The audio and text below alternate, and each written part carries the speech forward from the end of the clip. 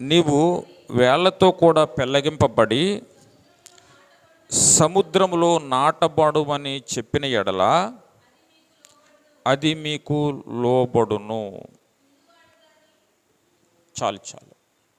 ప్రియులరా, యేసుక్రీస్తు ప్రభువారి శిష్యులు, అపోస్తలులు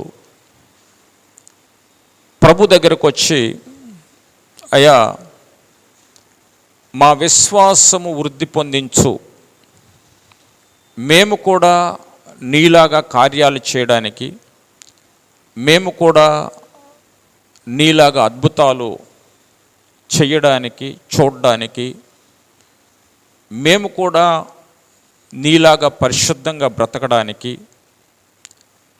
మేము కూడా స్థిరమైన విశ్వాసముతో మా యాత్రలో ముందుకు సాగడానికి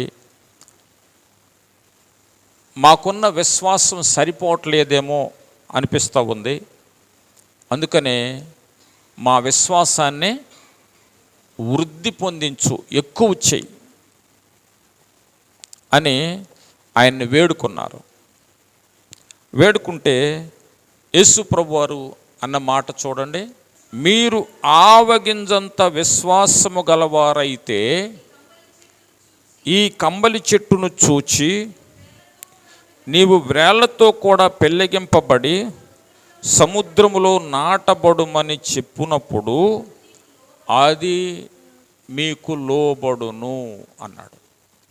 మీకు ఆవగింజంత విశ్వాసం ఉంటే మీరు మాట్లాడాలి అంటున్నాడు. మాట్లాడడం అంటే స్ట్రైట్గా సమస్య తీరిపోయేటట్టుగా నీ నోటి మాట రిలీజ్ చేయాలి.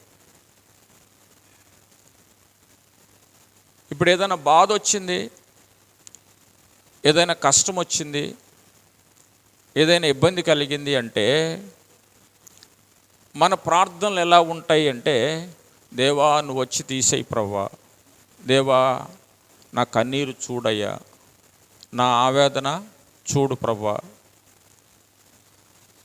నా అంతరంగము నీకు తెలుసయ్యా, నేనంత శ్రమలో ఉన్నానో నీకు తెలుసు ప్రభువా. ఇలాంటి ప్రార్థనలు మనం చేస్తాం.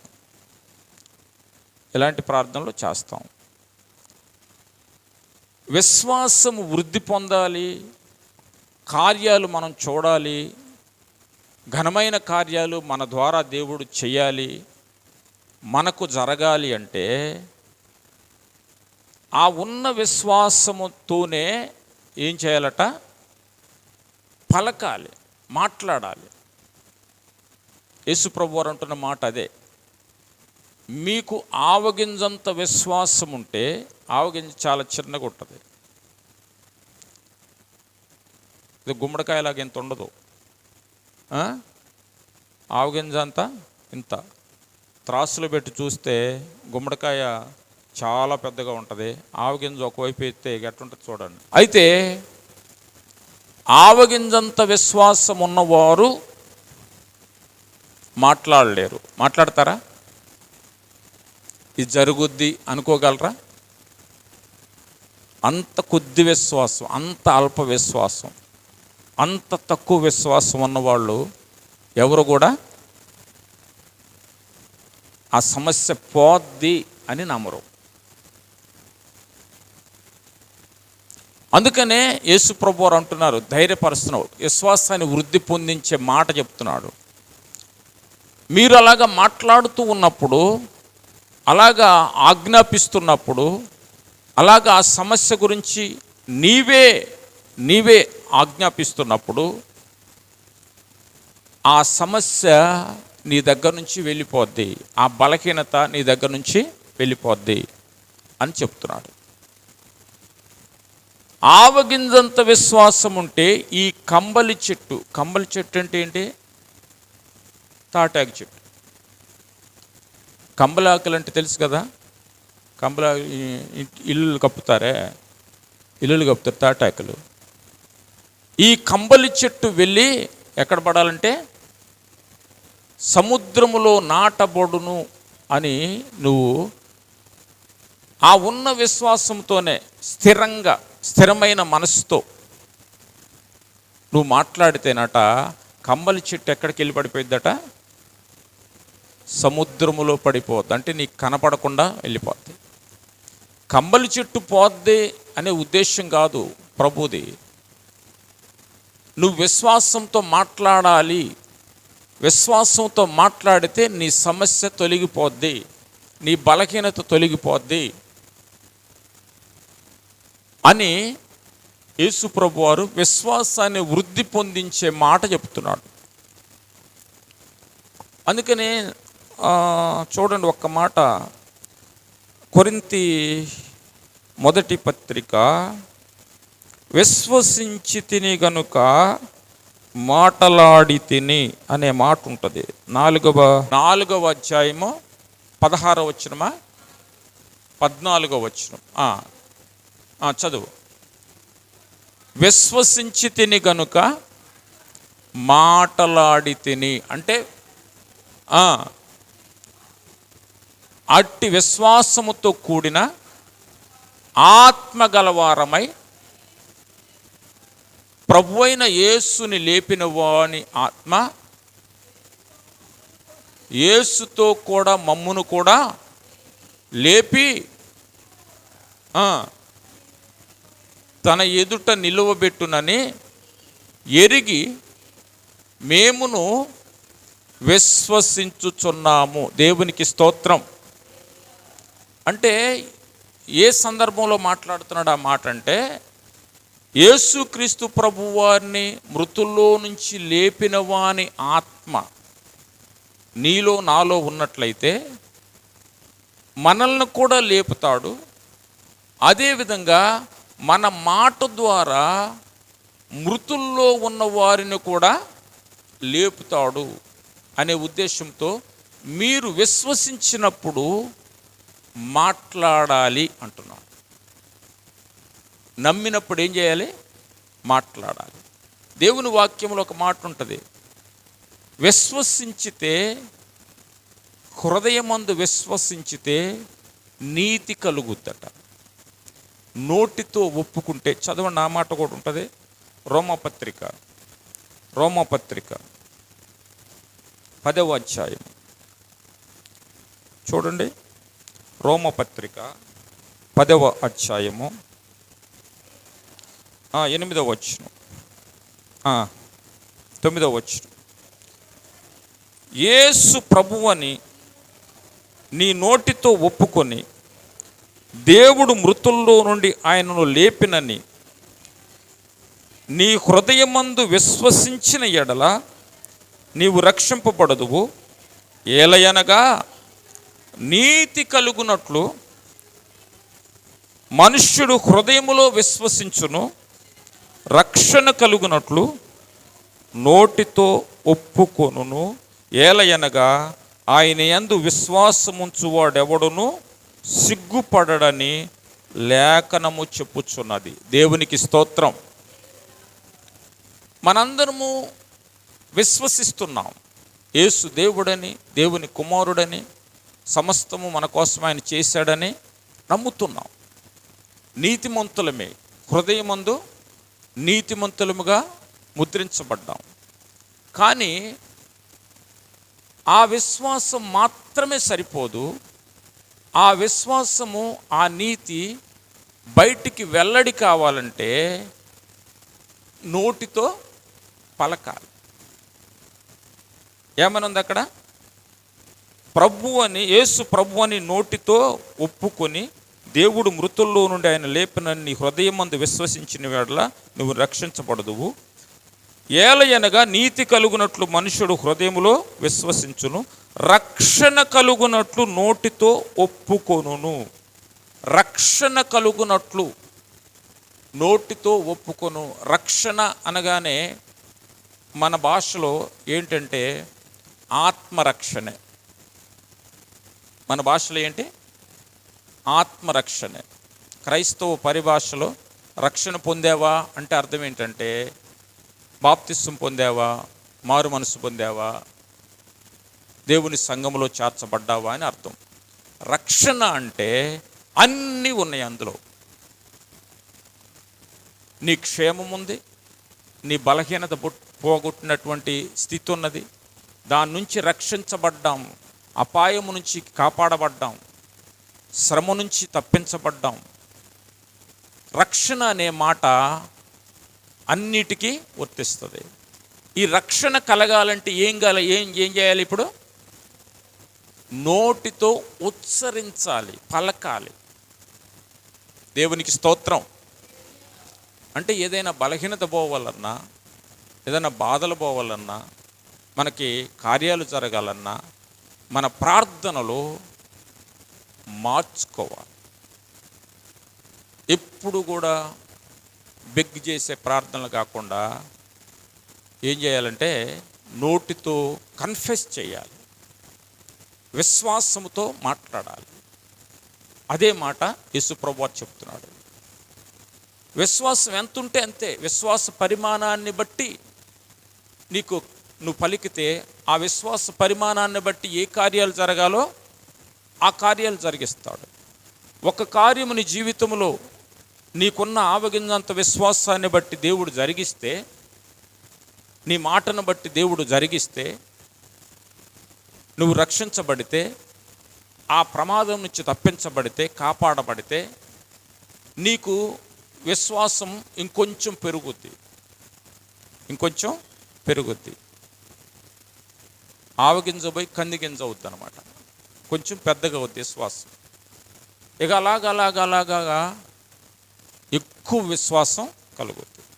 అందుకనే పలకటం నేర్చుకోవాలి, మాట్లాడడం నేర్చుకోవాలి.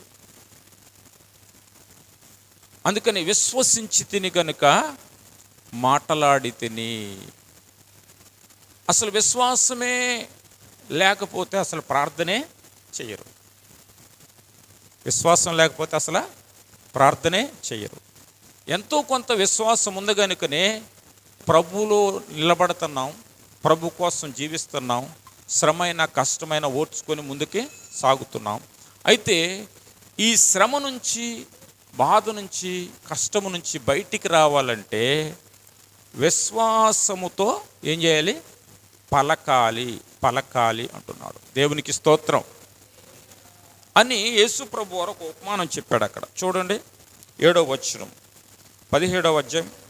దున్నువాడు కానీ మేపువాడు కానీ మీలో ఎవనికైనా ఒక దాసుడుండగా వాడు పొలములో నుండి వచ్చినప్పుడు నీవు ఇప్పుడే వెళ్ళి భోజనం చేయమని వానితో చెప్పడు. అంతేకాక నేను భోజనము చేయుటకు ఏమైనా సిద్ధపరిచి నడుము కట్టుకొని నేను అన్నపానములు పుచ్చుకొని వరకు నాకు పరిచారము చేయము. అటు తరువాత నీవు అన్నపానములు పుచ్చుకొనవచ్చునని వానితో చెప్పును. కానీ ఆ దాసుడు ఆజ్ఞాపింపబడిన పనులు చేసిన తరువాత వాడు దయచూపినని వారిని మెచ్చున. అటువలే మీరును మీకు ఆజ్ఞాపింపబడినవన్నీ చేసిన తరువాత మేము నిష్ప్రయోజకులమైన దాసులము, మేము చేయవలసినవే చేసినవని చెప్పుడి. దేవునికి స్తోత్రం. అంటే ఒక యజమాని ఉన్నాడు. ఆ యజమాని దగ్గర దున్నేవాడు ఒకడున్నాడు, మేపేవాడు ఒకడున్నాడు అనుకో. ఒక దున్నేవాడు వాడు దున్ని సాయంత్రానికి ఇంటికి వచ్చాడు. ఇంటికి వస్తే యజమానుడు నువ్వు ముందు అన్నం తినరా అంటాడండి? అండవు. ఎందుకంటే యజమానుడు కదా. ఏమంటాడు? నువ్వు నా కోసం ఏదైనా సిద్ధపరచు, ఆహారం సిద్ధపరచు, నడుము కొట్టుకొని నాకు భోజనం వడ్డించు, నేను అన్నపానం పుచ్చుకున్న తర్వాత నీవు ఆహారము భుజించవచ్చు అని అంటాడు. అంతే కదా? అట్లాగని అతడు ఆ పనులన్నీ చేసిన తర్వాత దున్నొచ్చాడు, ఇక్కడ ఆహారం సిద్ధపరిచాడు, ఆహారం వడ్డించాడు, వడ్డించిన తర్వాత కూడా ఓ నువ్వు మంచి పని చేసావురా, నువ్వు నాకు దయ చూపించావు అంటాడా యజమానుడు? అనడు. అటువలే మీరు కూడా మీకు ఆజ్ఞాపించబడిన అన్నీ చెయ్యండి, చేసిన తర్వాత మేము నిష్ప్రయోజకులమైన దాసులము అని చెయ్యవలసినవే చేశాము, చెప్పినవే చేశాము, అది మా బాధ్యత అని మిమ్మల్ని మీరు తగ్గించుకోండి అంటున్నారు. దేవునికి స్తోత్రం. ఈ మాటలు ఎందుకు చెప్పాడు ఈ సమయంలో అంటే,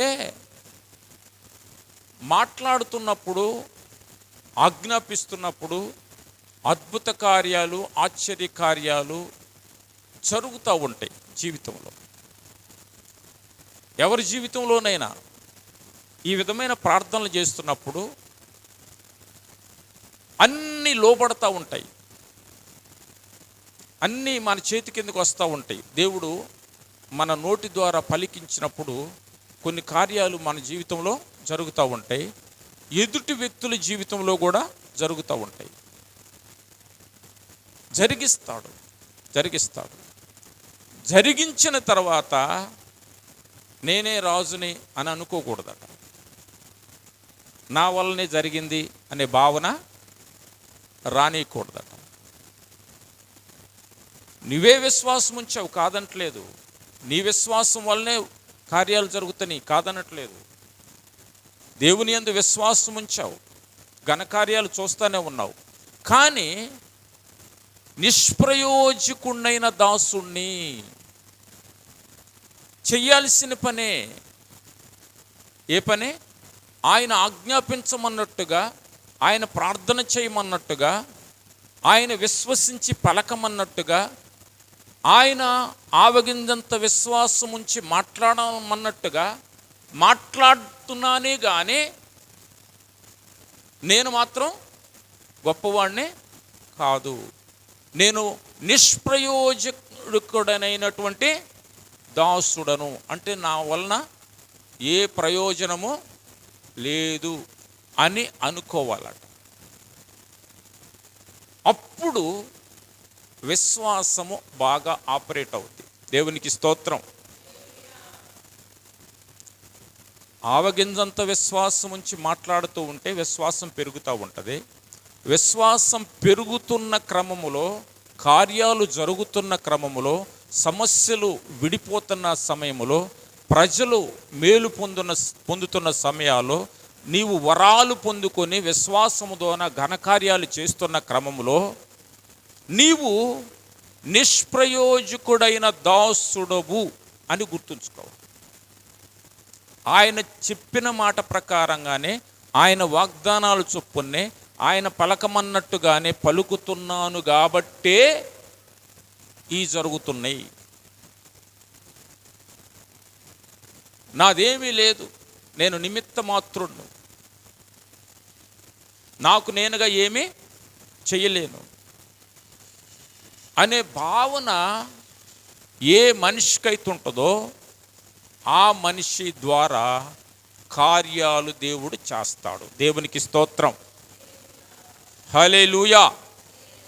అంటే ఏం చెప్తున్నాడు అంటే, ప్రభు అహాన్ని చంపుకోండి, నేను అనేటువంటి పదాన్ని కొట్టేయండి, కొట్టేసి దేవుని మీద ఆధారపడి యేసు ప్రభు వారు చెప్పినట్టుగా ఉన్న విశ్వాసముతో పలుకుతూ వెళ్ళండి.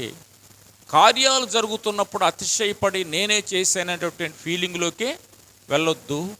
నీకు నీవు తగ్గించుకొని నిష్ప్రయోజకుణ్ణి, ఆయన చెప్పాడు నేను చేశాను, ఆయన పలకమన్నాడు నేను పలికాను, కార్యము చేసింది మాత్రం దేవుడు.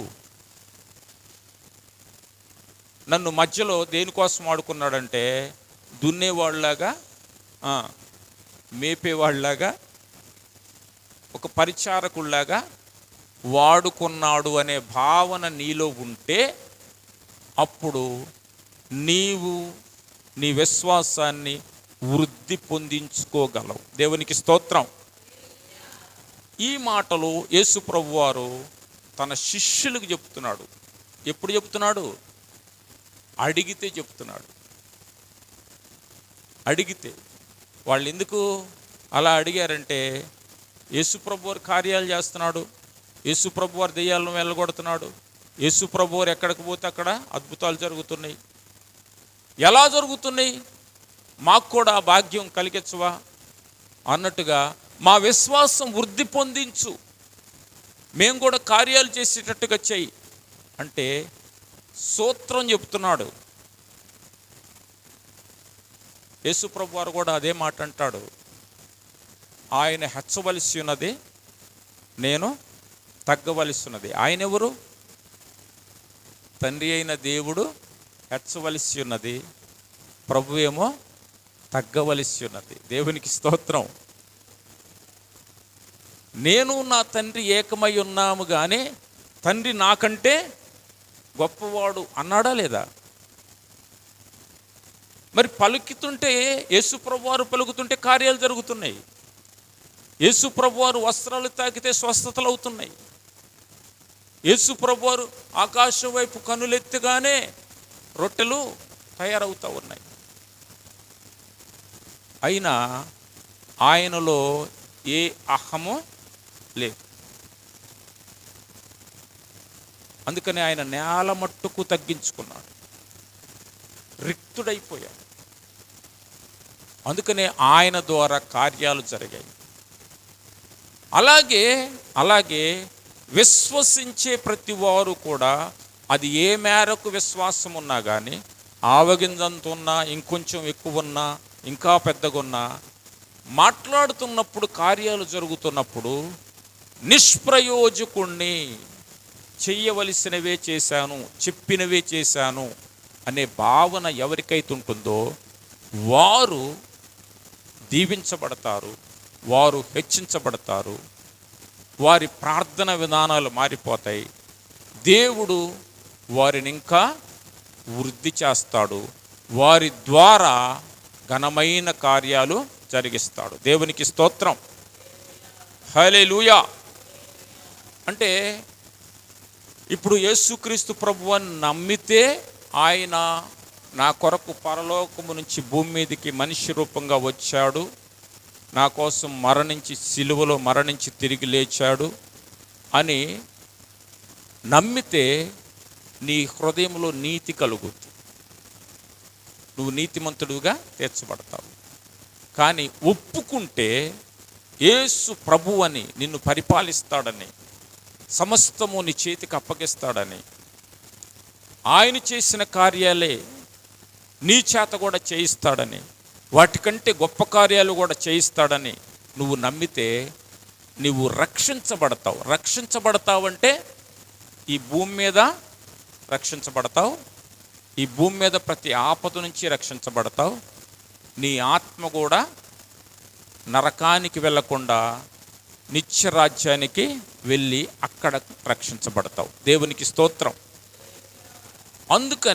అందుకనే విశ్వాసాన్ని వాడాలి. ఏం చేయాలి? విశ్వాసాన్ని ఏం చేయాలి? వాడాలి. యేసుక్రీస్తు ప్రభువారు శిష్యులు అందరూ కలిసి వాళ్ళు ప్రయాణం చేస్తుంటే యేసు ప్రభువారు ఏమో నిద్రపోతా ఉన్నారు, అమరములో నిద్రపోతున్నారు. నిద్రపోతుంటే సడన్గా గాలి తుఫాను వచ్చేసి ఆ ఓడ మీద, ఆ దోణి మీద కొట్టింది. కొట్టినప్పుడు అది షేక్ అవుతుంది. ఇప్పుడు ఏం చేయాలి? తెడ్లేసి ఎంత ప్రయత్నం చేసినా కానీ అది ఆగట్లేదు. అప్పుడు వీళ్ళ దగ్గరికి వెళ్ళి, యేసు ప్రభు వారి దగ్గరికి వెళ్ళి, నిద్రపోతున్న ప్రభు దగ్గరికి వెళ్ళి, నిద్రపోతున్నావు, మేము చచ్చిపోతున్నాం, మేము నశించిపోతున్నాం, నీకేం చింత లేకుండా ప్రశాంతంగా నిద్రపోతున్నావు అన్నాడు. అప్పుడు ప్రభు లేచి గాలిని, సముద్రాన్ని గద్దించి, చూడండి మార్కు సువార్త, ఒక మాట చదవండి ముగిస్తాను. మార్కు సువార్త 4వ అధ్యాయము, మార్కు సువార్త 4వ అధ్యాయము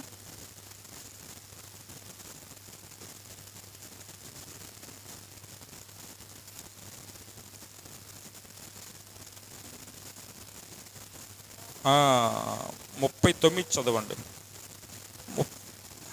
మేము నశించిపోవచ్చున్నాము, నీకు చింత లేదా అని ఆయనతో అనిరి. అందుకు ఆయన లేచి గాలిని గద్దించి నిశ్శబ్దమై ఊరకుండుమని సముద్రముతో చెప్పగా గాలి అణిగి మిక్కిలి నిమ్మలమాయెను. అప్పుడు ఆయన, మీరెందుకు భయపడుచున్నారు, మీరెందుకు భయపడుచున్నారు, మీరింకనూ నమ్మిక లేక ఉన్నారా అని వారితో చెప్పెను. మీరింకనూ నమ్మిక లేక ఉన్నారా అంటే అర్థం ఏంటి? ఎందుకు భయపడుతున్నారు? ఇంకొక చోట ఇంకొక సువార్తలు ఏమంటుందండి, మీ విశ్వాసం ఎక్కడ అని అడుగుతాడు. ఇదే సందర్భం. మీ విశ్వాసం ఎక్కడ అంటే, మీ విశ్వాసం ఎక్కడ, మీరు ఇంకా నమ్మిక లేక ఉన్నారా అంటే అర్థం ఏంటంటే, మీరు కూడా ఆజ్ఞాపించాలి కదా, మీరు కూడా పలకాలి కదా, మీరు కూడా సముద్రంతో మాట్లాడాలి కదా, మీరు కూడా నిమ్మలించు అని గద్దించాలి కదా అని అర్థం. దేవునికి స్తోత్రం. అంటే మీ మాటకు శక్తి లేదనుకుంటున్నారు, మీలో విశ్వాసం లేదనుకుంటున్నారు. మీలో కూడా అంతో ఇంత విశ్వాసం ఉన్నది. ఆ విశ్వాసముతో మీరు పలకట్లేదు, మీరు ఇంకా నమ్మకం ఉంచట్లేదు. మీ విశ్వాసం ఎక్కడ? మీరు ఎందుకు భయపడుతున్నారు అని యేసు ప్రభువారు అడుగుతూ ఉంటాడు. కాబట్టి మనం కూడా మన యాత్రలో, మన క్రైస్తవ యాత్రలో కొనసాగుతున్నప్పుడు అనేక తుఫానులు, అలజడులు, ఒడదుడుకులు, ఆర్థిక సమస్యలు, అనారోగ్య సమస్యలు ఏవేవో కలుగుతూ ఉంటాయి. అప్పుడు ప్రభు మనతోనే ఉన్నాడనే సత్యాన్ని మనం మర్చిపోతాం చాలాసార్లు. ఆందోళన పడుతూ ఉంటాం, ఏదేదో చేయాలనేటువంటి తలంపులు వస్తూ ఉంటాయి. కానీ ఆయన ఆజ్ఞాపించినట్టుగా, ఆయన అధికారంతో గద్దించినట్టుగా, ఆయన ప్రార్థించినట్టుగా మనం కూడా ప్రార్థించాలి అనేటువంటి ఆలోచన మనకు రావట్లేదు. ఆయన ప్రార్థించినట్టుగా బలంగా మనం ప్రార్థించాలి. మనస్సులో సందేహము లేకుండా ప్రార్థించాలి. విశ్వాసముతో ప్రవచించాలి. విశ్వాసముతో బలంగా మాట్లాడితే అన్నీ కూడా తొలగిపోతాయి. దేవునికి స్తోత్రం. అందుకని విశ్వసించి తిని గనుక మాట్లాడి తిని. విశ్వాసం వృద్ధి పొందే విధానాన్ని ప్రభు చెప్తున్నాడు. ఎవరికి? శిష్యులకి. విశ్వాసం వృద్ధి పొందుతున్న క్రమములో నిన్ను నీవు నిష్ప్రయోజకుడిగా చేసుకోవాల్సిందే. పని చేస్తావు, కార్యాలు జరుగుతూనే ఉంటాయి, కానీ పైన టాప్లో కూర్చోకూడదు. నీకు నువ్వేమనుకోవాలి? నిష్ప్రయోజకుడైన దాసుడు అనుకోవాలి. అప్పుడు మాత్రమే దేవుడు నీ నోటి మాట, విశ్వాసముతో పలికినటువంటి ప్రార్థన, విజ్ఞాపన నెరవేరుస్తాడు. దేవునికి స్తోత్రం. దేవుడు తన మాటలు దీవించుగాక. ప్రార్థన చేద్దాం. పరిశుద్ధుడ, ప్రేమగల దేవ, నీకు వందనాలు, స్తోత్రాలు. ఇంతవరకు నాతో, మా అందరితో మాట్లాడిన ఈ మాటలు ప్రభా మా హృదయంలో ముద్రించండి. ఆనాడు అపోస్తలులు వచ్చి, నాయనా మా విశ్వాసం వృద్ధి పొందించు అని అన్నప్పుడు మీరు ఆవగింజంత విశ్వాసం ఉంచి మాట్లాడితే ఈ కంబలి చెట్టు వెళ్ళి సముద్రములో పడాలి అంటే పడుద్దన్నావు ప్రభా. అవును తండ్రి, నీకు వందనాలు, స్తోత్రాలు. నా తండ్రి, మాకున్న విశ్వాసంతోనే ఆయా మా నోటితో పలకడానికి, రక్షణ పొందడానికి ప్రభా, నీతి పొందడానికి నైనా సహాయం చేయండి ప్రభా. మాకు కార్యాలు జరుగునట్లుగా మేము మాట్లాడినట్టుగా సహాయం చేయండి. అయా అనేకులకు మా ద్వారా కార్యాలు జరుగునట్లుగా, మా నోరు తెరిచినట్లుగా సహాయం చేయండి. విశ్వాసాన్ని వృద్ధి పొందించండి ప్రభా. అయా బలమైనటువంటి విశ్వాసం దయచేయండి ప్రభా. అయా నీ శక్తి చేత నా తండ్రి మమ్మల్ని నింపండి, నీ ఆత్మచేత మమ్మల్ని నింపండి. అయా భయాలు నాయన, అపోస్తలు భయపడి నాయన అయా ఆందోళన పడి నశించిపోతున్నామని అరిశారు ప్రభా. నాయన మేము అలాగ అరవకుండా ప్రభా, నీ సన్నిధిలో ప్రభా అయా నీవు ఇచ్చినటువంటి ఆజ్ఞ చొప్పున, నీవు చెప్పిన మాట చొప్పున అయా విశ్వాసం వృద్ధి పొందే విధంగా నాయన మేము మాట్లాడున్నట్లుగా సహాయం చేయండి ప్రభా. నాయన మీరు జ్ఞాపకం చేసుకోండి, మీ విశ్వాసం ఎక్కడా అని ఆ దినమున శిష్యులను అడిగినట్టుగానే ఈనాడు ప్రభా మమ్మల్ని కూడా అవే మాటలు అడుగుతున్నావు నాయన. నా తండ్రి మాలో ఉన్న విశ్వాసాన్ని మేము ఉపయోగించి మాట్లాడడానికి సహాయం చేయండి. మాట్లాడి ప్రభా అద్భుత కార్యాలు, ఆశ్చర్య కార్యాలు పొందుకోవడానికి సహాయం చేయండి. జ్ఞాపకం చేసుకోమని చేరి కూడి వచ్చిన ప్రతి ఒక్కరిని కుటుంబాలుగా దీవించండి, ఆశీర్వదించండి ప్రభా. రాని వారికి మరొక అవకాశం దయచేయమని, సమస్తముని మహిమ పొందమని, వచ్చు ఆదివారం వరకు నీ తోడుంచి నడిపించమని యేసు నామములో ప్రార్థించి వేడుకుంటున్నాము తండ్రి, ఆమెన్.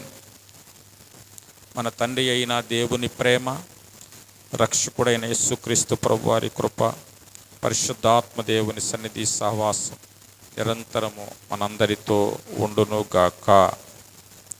Amen, amen.